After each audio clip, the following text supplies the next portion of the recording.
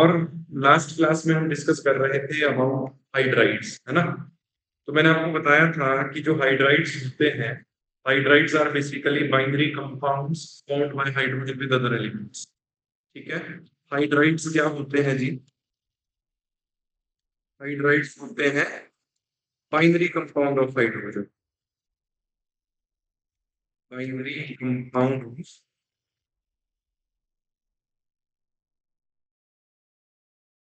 Hydrogen जो वो दूसरे एलिमेंट्स के साथ फॉर्म करता है, तो हम हाइड्राइड।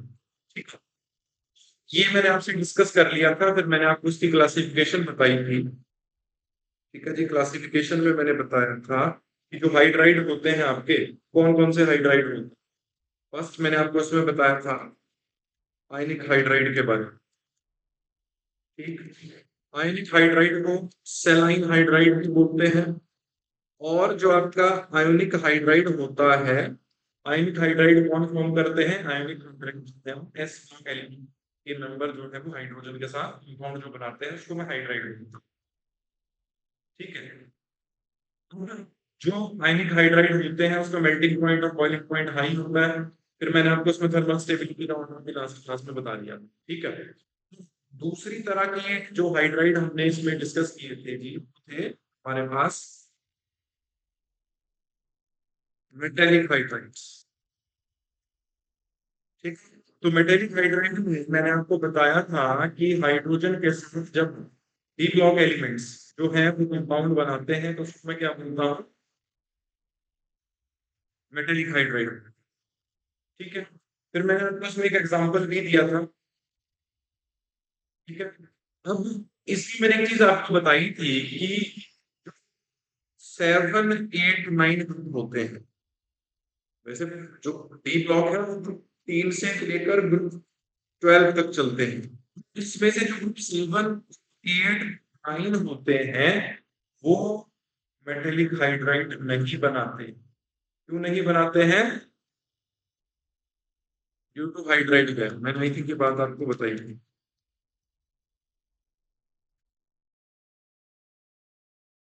तो यहाँ तक हमारा डिस्कशन लास्ट क्लास में हुआ था, तो मैंने ये आपको रिफ्रेश करवा दिया। आज हम जिसका थर्ड टाइप है वो करेंगे, दैट इज मॉलिक्यूलर और कोवेलेंट हाइड्राइड। मॉलिक्यूलर और कोवेलेंट हाइड्राइड।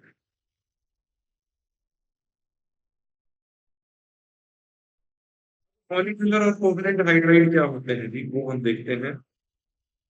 सबसे पहली बात कि पी ब्लॉक एलिमेंट होते हैं वो मॉलिक्यूलर या कोवेलेंट हाइड्राइड बनाते हैं। तो यहाँ पर आप एक चीज देख सकते हो कि मॉलिक्यूलर में कोवेलेंट हाइड्राइड कौन बनाएंगे? पी ब्लॉक वाले बनाएंगे। तो दूसरा क्वेश्चन अराइज यहाँ पर ये होता है कि क्या पी ब्लॉक वाले सारे मॉलिक्यूलर या कोवेलेंट हाइड्राइड बनाएंगे? आंसर ठीक है। तो ग्रुप 13 से लेकर ग्रुप 17 तक के जो पी ब्लॉक एलिमेंट होते हैं उनके हाइड्राइड्स देखने को मिले हैं, जबकि जो ग्रुप 18 के हाइड्राइड है वो देखने को नहीं मिले। ठीक है, तो ध्यान रखना ग्रुप 13 से ग्रुप 17 तक जो है वो मॉलिक्यूलर और कोवेलेंट हाइड्राइड बनाते हैं, जबकि जो ग्रुप 18 है आपका उसके जो मॉलिक्यूलर या कोवेलेंट हाइड्राइड देखने को अभी तक नहीं मिले हैं। अननोन लिख सकते हैं। ठीक, ओके। अब बात करते हैं कि मॉलिक्यूलर या कोवेलेंट हाइड्राइड क्या होते हैं। मॉलिक्यूलर या कोवेलेंट हाइड्राइड में जो मॉलिक्यूल्स होते हैं that are held by weak van der Waals forces. ठीक है, सबसे इंपॉर्टेंट बात कि मॉलिक्यूलर या कोवेलेंट हाइड्राइड में जो फोर्सेस ऑफ अट्रैक्शन होती हैं मॉलिक्यूल के बीच में, वो कौन सी होती है जी? Van walls forces. अब ये वीक फोर्सेस हैं। ठीक है, van Waals forces are weak force of attraction between the molecule. अब अगर ये वीक फोर्सेस हैं तो इनको तोड़ना आसान है, जिस वजह से जो मॉलिक्यूलर या कोवेलेंट हाइड्राइड होते हैं का क्या होता है? Low melting point and boiling point. जबकि ये सेम चीज मैंने आपको सेलाइन हाइड्राइड में या आयनिक हाइड्राइड में बताई थी, वहां पर हमने क्या देखा था? वहां पर हमने मेल्टिंग पॉइंट और बॉइलिंग पॉइंट हाई देखा। क्या आपको ये बात क्लियर हुई? क्लास में प्रेजेंट रहिए please answer. Yes, sir. Okay, next point है, नेक्स्ट पॉइंट इनमें थर्मल स्टेबिलिटी का वैसा ही ऑर्डर है कि thermal stability decrease increase in size of central में। Thermal stability decreases with increase in size of central atom. इसका क्या मतलब हुआ मैं आपको बताता हूँ। मान लिया कि मैं जैसे ग्रुप आपका जो 15 है नाइट्रोजन फैमिली जो है उसके हाइड्राइड की बात आपके साथ करता हूँ, तो उसके हाइड्राइड क्या क्या होंगे जी? देखो जैसे NH3 हो गया अमोनिया, सिमिलरली PH3 हो गया, ASH3 हो गया, SbH3 हो गया, ठीक है। तो ये इसमें कुछ और है, नाइट्रोजन फास्फोरस आर्सेनिक एंटीमनी और बिस्मथ भी यहाँ पर लिखा, बिस्मथ हाइड्राइड। तो मैंने आपको क्या बताया कि thermal stability decreases with increase in the size of central atom. अगर आप ध्यान से देखेंगे तो यहाँ पर सेंट्रल एटम नाइट्रोजन है, यहाँ पर फॉस्फोरस है ना, यहाँ पर सेंट्रल एटम जो है आपका फॉस्फोरस है, यहाँ पर आर्सेनिक है, यहाँ पर एंटीमनी है और यहाँ पर बिस्मथ है। ये सभी जो है वो 15 में आते हैं।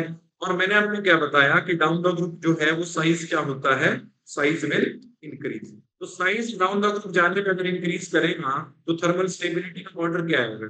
Thermal stability decreases with increase in the size of central atom. तो सबसे ज्यादा थर्मल स्टेबिलिटी NH3 की होगी, उससे कम PH3 की होगी, उससे कम आर्सेनिक हाइड्राइड की होगी, फिर एंटीमनी हाइड्राइड की होगी, फिर बिस्मथ हाइड्राइड की। क्या आपको ये ऑर्डर समझ में आया? यस और नो?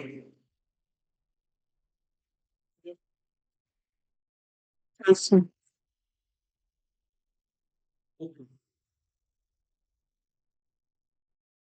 इंपॉर्टेंट पॉइंट, मॉलिक्यूलर या कोवैलेंट हाइड्राइड का। इसमें क्या है कि इसमें जो ग्रुप 13 वाले एलिमेंट होते हैं, ग्रुप 13 मतलब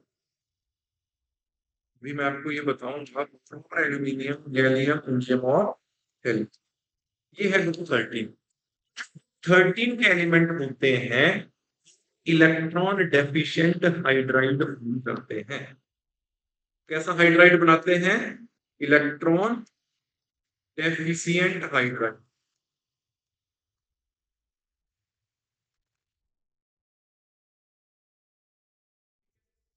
इलेक्ट्रॉन डेफिशिएंट हाइड्राइड का मतलब क्या हो गया कि सेंट्रल एटम जब ये कंपाउंड, जब ये एलिमेंट्स जो हैं boron, aluminium, gallium, indium, thallium, जो ग्रुप 13 के एलिमेंट हैं, ये जब हाइड्रोजन के साथ कंपाउंड बनाएंगे तो उस कंपाउंड में सेंट्रल एटम के अराउंड जो है वो 8 से कम इलेक्ट्रॉन होंगे, इसलिए इसको क्या बोलूंगा? Electron deficient hydride. जैसे मैं आपको एक एग्जांपल दे देता हूँ यहाँ पर, जैसे आपने लिख दिया BH3, ठीक है, तो बोरॉन के पास कितने इलेक्ट्रॉन होते हैं वैलेंस में? देखो जो ग्रुप 13 के एलिमेंट होते हैं सभी के पास जो है वो वैलेंस इलेक्ट्रॉन 3 होते हैं, ठीक है। तो 3 इलेक्ट्रॉन बोरॉन के थे और हाइड्रोजन भी कितने इलेक्ट्रॉन लाया होगा? 3 ही इलेक्ट्रॉन लाया होगा। टोटल कितने इलेक्ट्रॉन हुए? 6. 6 इलेक्ट्रॉन, 8 से कम हुए, तो इसलिए Yes. ऐसा हाइड्रोजन को क्या बोलूंगा? इलेक्ट्रॉन डेफिशिएंट हाइड्राइड, क्योंकि उसमें 8 से कम इलेक्ट्रॉन है।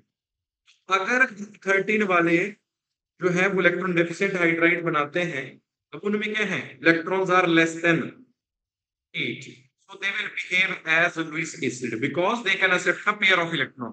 यहाँ पर अगर आप देखोगे ना, बोरोन में जो p ऑर्बिटल है वो खाली है। बोरोन की कॉन्फ़िगरेशन बोलो जी जरा, is the atomic number of boron? Atomic number of boron is 5, configuration is 1s2, 2s2 and 2p1। This is the balanced configuration of boron। Valence shell में 3 इलेक्ट्रॉन होते हैं, तो वो ये 3 इलेक्ट्रॉन दिखाए। आपको पता है कि जो p होता है उसमें मैक्सिमम कितने इलेक्ट्रॉन आ सकते हैं? 6 इलेक्ट्रॉन आ सकते हैं। तो यहाँ पर इस बोरोन के पास वैकेंट पी भी अवेलेबल है। इस वैकेंट पी में ये बाहर से इलेक्ट्रॉन डेंसिटी को एक्सेप्ट कर सकता है। The species which can accept a pair of electron will behave as Lewis acid. तो जो इलेक्ट्रॉन डेफिशिएंट हाइड्राइड होते हैं वो लुईस एसिड की तरह बिहेव कर जाते हैं, ठीक है, because they are electron acceptors. आपको ये बातें समझ आई? Yes sir. यहां तक कोई डाउट? यहां तक किसी को भी कोई डाउट हो जी, प्लीज आस्क।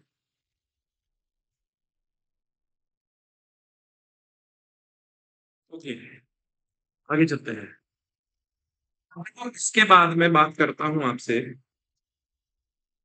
ग्रुप 14 की। ग्रुप 14 हो गई कार्बन फैमिली, है ना?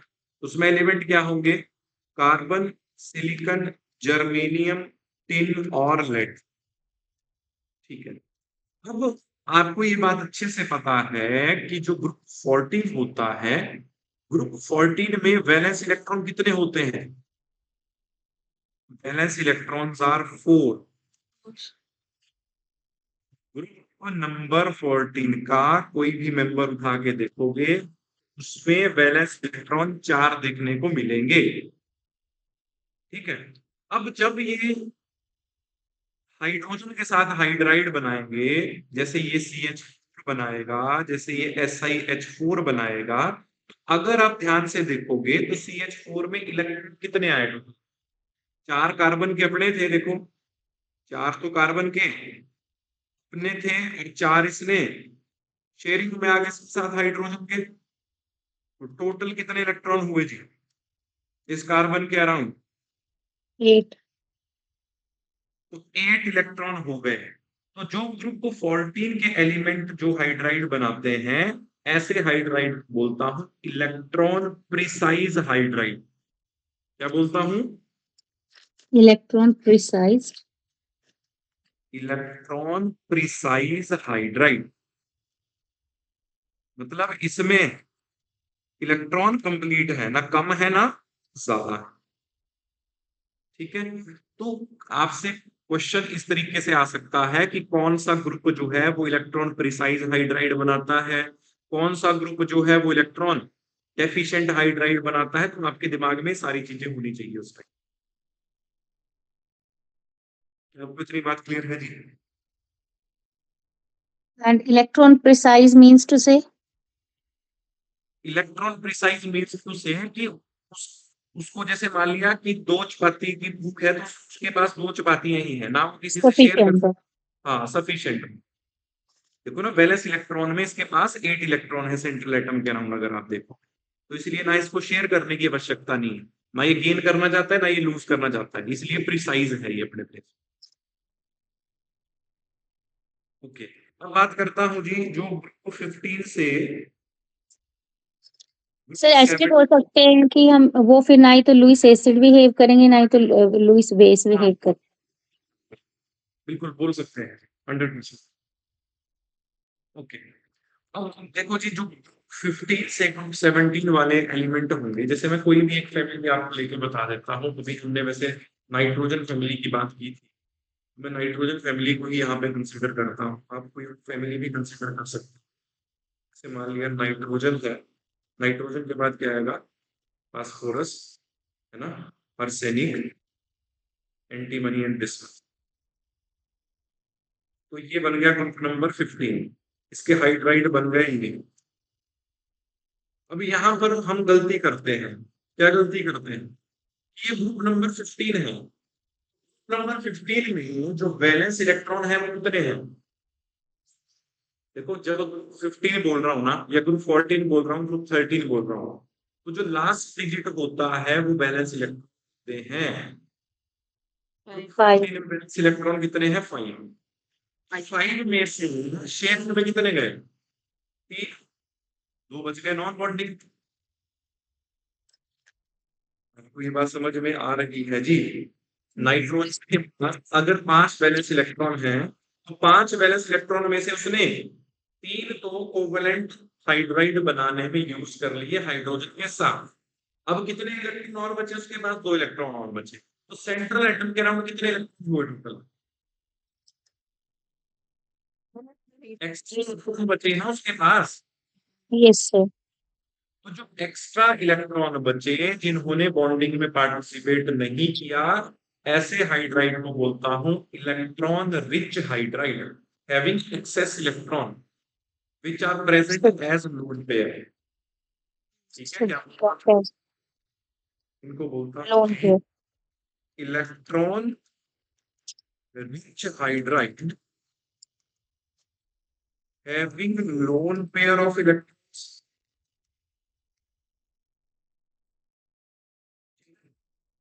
Electron rich hydride having lone pair of electron. तो यही था हाइड्राइड में। ठीक है, तो हम नेक्स्ट टॉपिक स्टार्ट करते हैं इसमें। यहाँ तक सबको क्लियर है? सर अब ये लुईस बेस की तरह एक्ट करेंगे। ये सारे स्पेस की तरह act करेंगे because they can donate the pair of electron, so that's why ammonium electron is a Lewis space.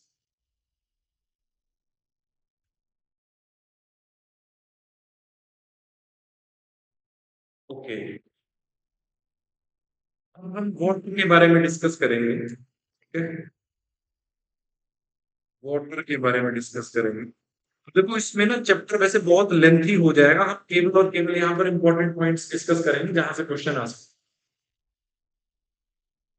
ठीक है, अब वाटर की अगर बात करता हूं तो वाटर का जो स्ट्रक्चर होता है, सबसे पहले मैं इसके स्ट्रक्चर की बात करता हूं। तो जो वाटर का स्ट्रक्चर होता है वो बेंट स्ट्रक्चर होता है। क्या स्ट्रक्चर होता है वाटर का? बेंट स्ट्रक्चर होता है। ये बात मैंने आपको पहले भी बताई है। हैविंग बॉन्ड एंगल 104.5 डिग्री और ये बॉन्ड लेंथ होती है 95.7 पिकोमीटर। ठीक है, वाटर क्या है? यूनिवर्सल सॉल्वेंट है। हाँ, ठीक है, तो इसके जो है वो अलग अलग स्ट्रक्चर होते हैं, है ना। अगर मैं मतलब इसकी वाटर की क्रिस्टलाइन फॉर्म की बात करूं, जो क्रिस्टलाइन फॉर्म ऑफ वाटर है क्या है? आइस, है ना। Ice is the crystalline form of water. उसका स्ट्रक्चर कैसा होता है? It is the structure of ice, open cage like structure. कैसा स्ट्रक्चर होता है? Open cage like structure. ध्यान रखेंगे ये बात।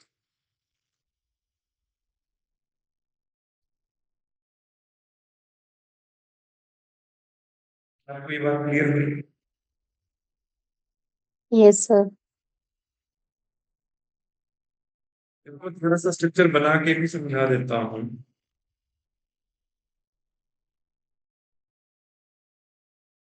जैसे ये वाटर का एक मॉलिक्यूल है, ठीक है, यहाँ पर कोई दूसरा वाटर का मॉलिक्यूल है इस तरीके से।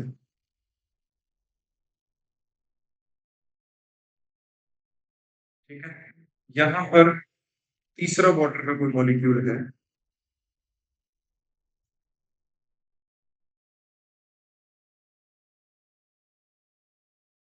इसके साथ वाटर के साथ इस तरीके से हाइड्रोजन बॉन्डिंग शो करें।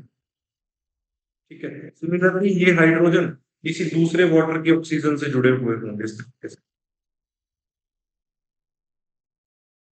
ठीक है, यहाँ पर भी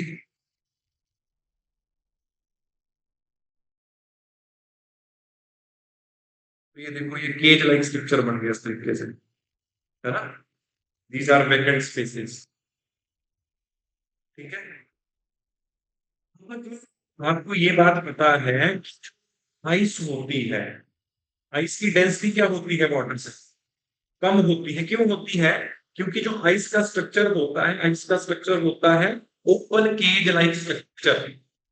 ओपन केज लाइक स्ट्रक्चर होने की वजह से उसके बीच के वाइड होल होते हैं, वैकेंट स्पेसेस होते हैं, इस वजह से जो बर्फ होती है उसकी डेंसिटी पानी से कम हो जाती है, जिस वजह से आइस क्यूब जो होते हैं ऊपर फ्लोट कर जाते हैं। ये बात आई थिंक आपको पहले से ही पता है जी ये बात। Yes. ये जो स्ट्रक्चर होता है ना, ओपन केज लाइक स्ट्रक्चर, ये स्ट्रक्चर आपसे कोई पूछेगा नहीं वैसे, मैं फिर भी याद। ओके, अब बात करता हूँ कि ये जो वाटर होता है मेरे पास, ये दो तरह का, एक भी बोलता हूँ मैं हार्ड वाटर, और दूसरे में बोलता हूँ सॉफ्ट वाटर। यहाँ से कुछ क्वेश्चन आ जाता है ना, हार्ड वाटर और हार्ड वाटर क्या होता है? Water which do not produce lather with soap easily, है ना? हार्ड ऐसा वाटर होता है that will not produce lather with soap easily. जैसे आपके पास जो है सी वाटर हो गया या रिवर वाटर हो गया, वो किसके एग्जांपल है? वो हार्ड वाटर के एग्जांपल। तो हार्ड वाटर क्या होता है? The water which do not produce lather easily with soap, ठीक है? तो सॉफ्ट वाटर क्या होता है? What do you mean by soft water?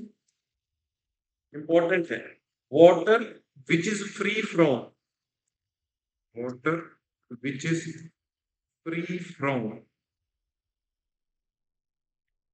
soluble salts of calcium and magnesium, soluble salts of calcium and magnesium। ऐसा पानी जो calcium और मैग्नीशियम के सॉल्ट से फ्री है, मतलब ऐसा पानी जिसमें कैल्शियम और मैग्नीशियम के सॉल्ट प्रेजेंट नहीं है, ऐसे वाटर को मैं सॉफ्ट वाटर बोलता हूं। And the water which give lather with soap easily is called soft water, ठीक है बात? क्या आपको ये बात समझ में आई? यस और नो? Yes. हार्ड सा वाटर होता है जो लेदर, लेदर मतलब झाग जिसको आप बोलते हो लैंग्वेज में, है ना? तो हार्ड वाटर ऐसा वाटर होता है which do not produce leather with soap easily is called hard water, for example sea water, river water, etc. On the other hand, what is soft water? Water which is free from soluble salt of calcium and magnesium and which give leather with soap easily, ठीक है जी? So question ऐसे भी आता है ना कि the hardness of water is due to the presence of, so we will write calcium and magnesium salts. हाँ जी, हाँ जी, मैं ये करा रहा हूँ, इसके अगला टॉपिक वही है। Okay. जी जी जी जी मैम, यहाँ तक क्लियर हो गया जी? अब हम बात करते हैं cause, it's the cause of hardness, ठीक है? तो नेक्स्ट हमारा इसमें टॉपिक रहेगा जी cause of hardness of water. Water ने क्या चीज देखी? Water which is free from soluble salt of calcium and magnesium, ठीक है? ये जो हार्डनेस का रीजन है, हार्डनेस का रीजन यही है, hardness of water is due to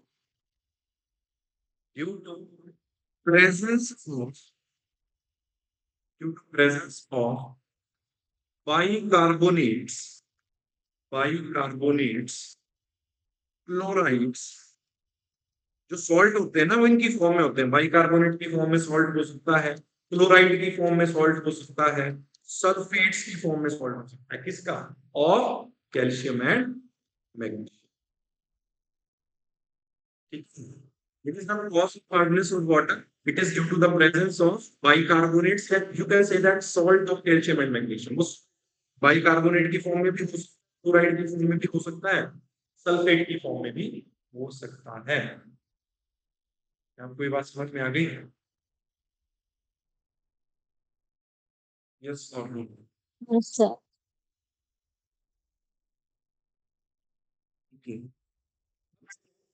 next हमारा टॉपिक है इसमें कि ये हार्डनेस कितनी तरह की होती है, टाइप्स ऑफ हार्डनेस। एक होती है आपके पास टेम्परेरी हार्डनेस और एक होती है परमानेंट हार्डनेस, ठीक है? अब हम बात करेंगे the hardness of water, the hardness of water is of two types. कौन कौन सी? एक आ गई आपके पास टेम्परेरी और दूसरी आ गई आपके पास परमानेंट। ओके, हार्डनेस होती है की बाइकार्बोनेट्स की वजह से, है ना। देखो होगी तो वो सॉल्ट की ही वजह से, बट सॉल्ट में भी कौन सा पर्टिकुलर बाइकार्बोनेट्स। तो टेम्परेरी हार्डनेस क्यों होती है, it is due to bicarbonates of calcium and magnesium. क्या आपको ये बात क्लियर हुई। Yes, sir. और जो परमानेंट हार्डनेस होती है वो किस वजह से होती है, it is due to chlorides and sulphates of chlorides and sulphates of calcium and magnesium.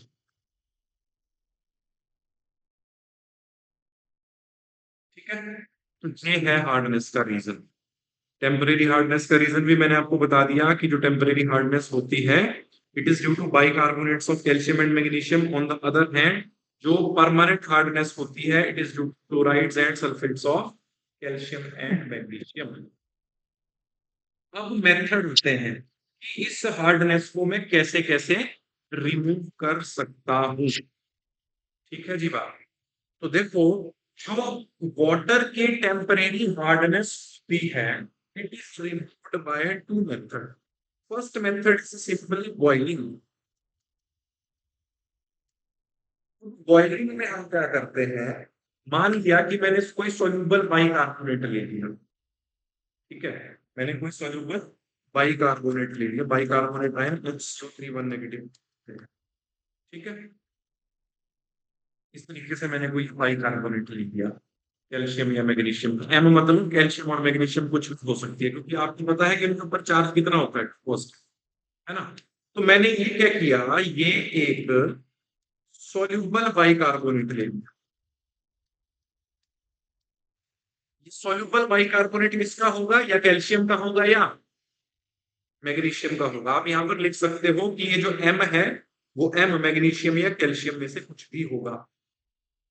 अब जब मैं इसको हीट करूंगा तो ये किसमें चेंज हो जाएगा, it will change into insoluble carbonate.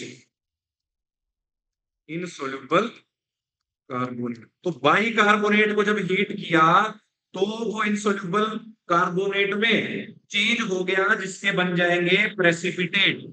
तो उस फिल्ट्रेशन से मैं सेपरेट कर लूंगा, रिमूव कर लूंगा, और साथ में यहाँ पर वाटर और CO2 बन जाएगा। अब ये जो वाटर यहाँ पर ऑब्टेन होगा इसकी हार्डनेस मैंने क्या कर दी, रिमूव कर दी। क्या आपको ये बात समझ में आई या नहीं। मैं फिर से रिपीट करता हूँ कि मेरे पास कोई सोल्यूबल बाइकार्बोनेट होगा जिसमें हार्डनेस है बाइकार्बोनेट ऑफ कैल्शियम और मैग्नीशियम की वजह से वाटर में। ठीक है, तो मैंने क्या किया, उस सोल्यूबल बाइकार्बोनेट को हीट किया। हीट करने से क्या हो गया कि जो सोल्यूबल कार्बोनेट है, सोल्यूबल बाइकार्बोनेट है, इनसोल्यूबल कार्बोनेट में चेंज हो गया। तो जो इनसोल्यूबल कार्बोनेट होगा अब वो उस वाटर में प्रेसिपिटेट की तरह बन जाएगा।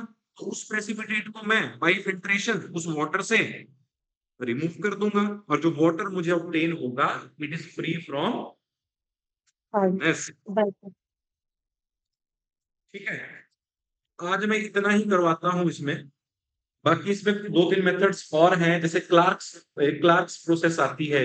ठीक है, फिर परमानेंट हार्डनेस में केल्विन मेथड आता है, पर साथ कल डिस्कस करता हूं।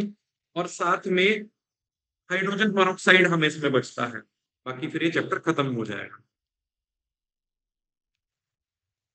जो मैंने टेस्ट दिया था, टेस्ट में बहुत कम मुझे रिस्पांस मिला, आई मीन टू से कि कल ज्वाइन भी बहुत कम हुए थे और टेस्ट का भी मेरे को आई थिंक 2-3 में ही टेस्ट जो है किया था। तो कल भी आपका टेस्ट रहेगा। ठीक है, जैसे आपका हर संडे को टेस्ट होता है तो कल भी आपका टेस्ट रहेगा।